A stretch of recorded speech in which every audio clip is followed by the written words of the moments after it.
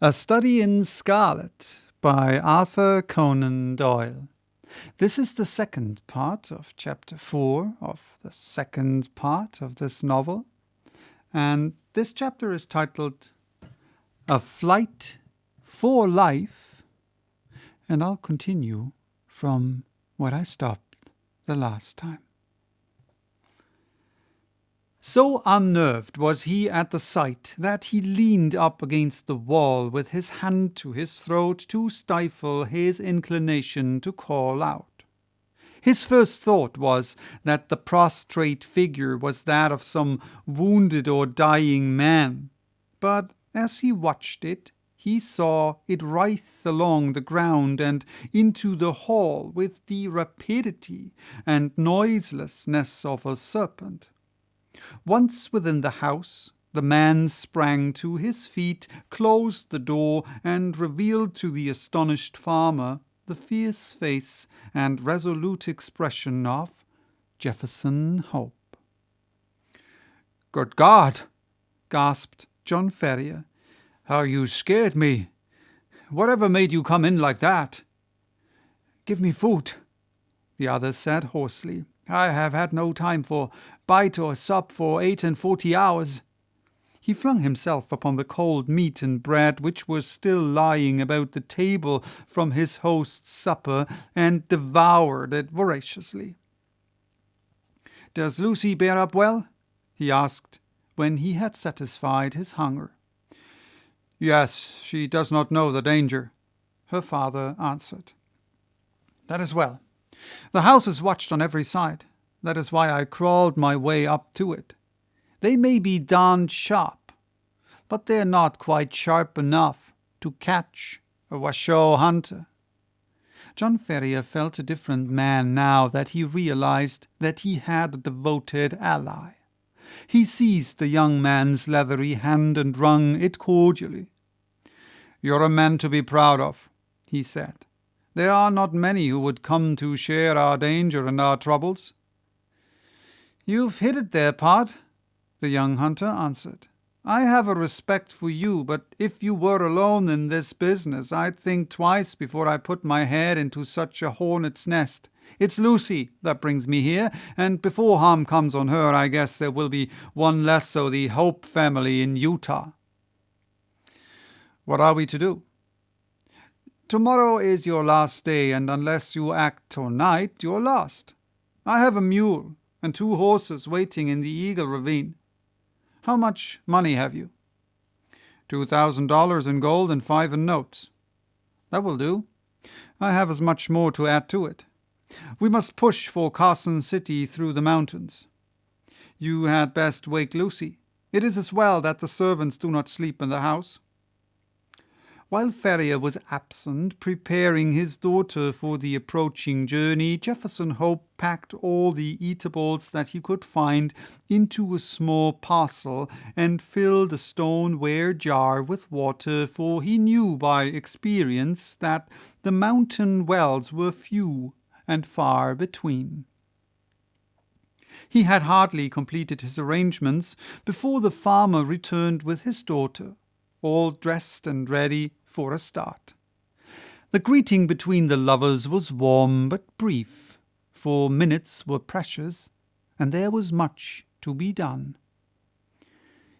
"We must make a start at once," said Jefferson Hope, speaking in a low but resolute voice, like one who realizes the greatness of the peril, but has steeled his heart to meet it.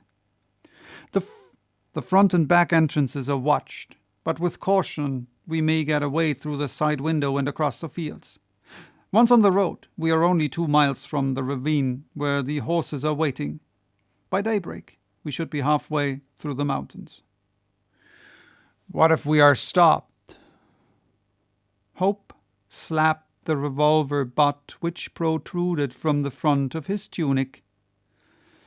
"If they are too many for us, we shall take 2 or 3 of them with us," he said, with a sinister smile.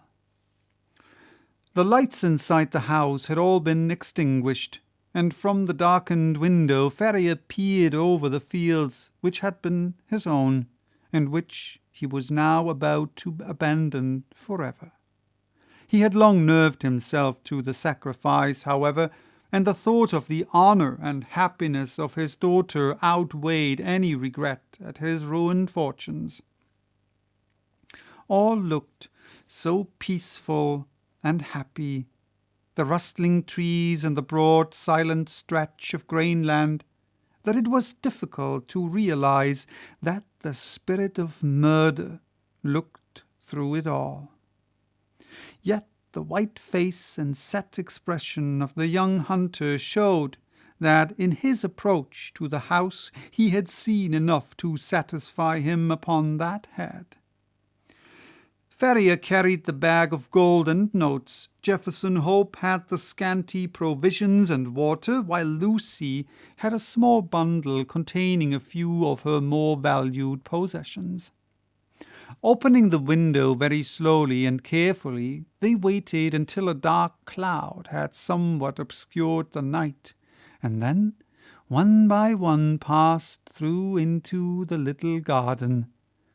With bated breath and crouching figures, they stumbled across it, and gained the shelter of the hedge, which they skirted until they came to the gap which opened into the cornfields. They had just reached this point when the young man seized his two companions and dragged them down into the shadow, where they lay silent and trembling. It was as well that his prairie training had given Jefferson Hope the ears of a lynx. He and his friends had hardly crouched down before the melancholy hooting of a mountain owl was heard within a few yards of them, which was immediately answered by another hoot at a small distance.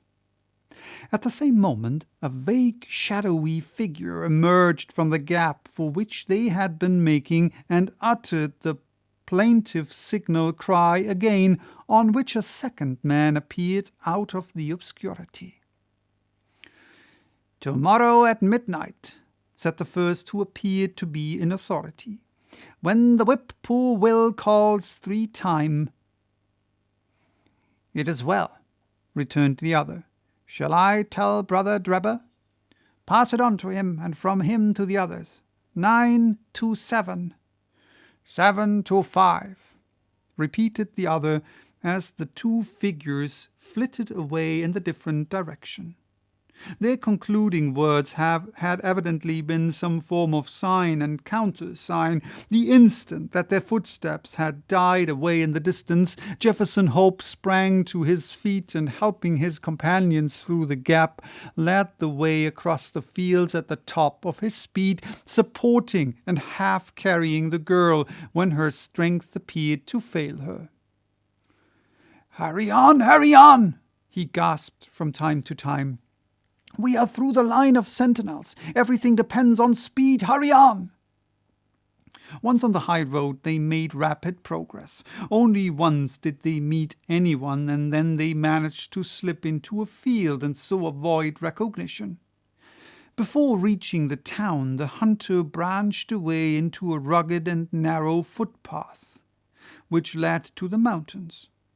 2 dark, jagged peaks loomed above them through the darkness, and the defile which led between them was the Eagle Canyon, in which the horses were awaiting them. With unerring instinct, Jefferson Hope picked his way among the great boulders and along the bed of a dried-up watercourse, until he came to the retired corner, screened with rocks, where the faithful animals had been picketed. The girl was placed upon the mule, and old Ferrier upon one of the horses with his money bag, while Jefferson Hope led the other along the precipitous and dangerous path. It was a bewildering route for anyone who was not accustomed to face nature in her wildest moods. On the one side, a great crag towered up 1,000 feet or more, black, stern, and menacing, with long basaltic columns upon its rugged surface, like the ribs of some petrified monster. On the other hand, a wild chaos of boulders and debris made all advance impossible. Between the two ran the irregular track, so narrow in places that they had to travel in Indian file, and so rough that only practised riders could have traversed it at all. Yet in spite of all dangers and difficulties, the hearts of the fugitives were light within them, for every step increased the distance between them and the terrible despotism from which they were flying. They soon had a proof, however, that they were still within the jurisdiction of the saints. They had reached the very wildest and most desolate portion of the pass when the girl gave a startled cry and pointed upwards. On a rock which overlooked the track, showing out dark and plain against the sky, there stood a solitary sentinel. He saw them as soon as they perceived him, and his military challenge of "Who goes there?" rang through the silent ravine. "Travellers from Nevada," said Jefferson Hope, with his hand upon the rifle which hung by his saddle. They could see the lonely watcher fingering his gun and peering down at them as if dissatisfied at their reply. "By whose permission?" he asked. "The Holy Four," answered Ferrier. His Mormon experiences had taught him that that was the highest authority to which he could refer. "9 from 7, cried the sentinel. 7 from 5, returned Jefferson Hope promptly, remembering the countersign which he had heard in the garden. "Pass, and the Lord go with you," said the voice from above. Beyond his post, the path broadened out, and the horses were able to break into a trot.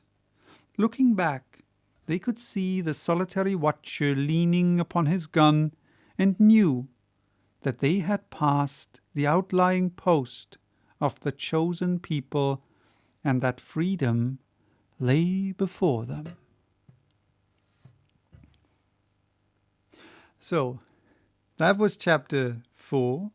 Bye-bye till next time with chapter 5, titled The Avenging Angels.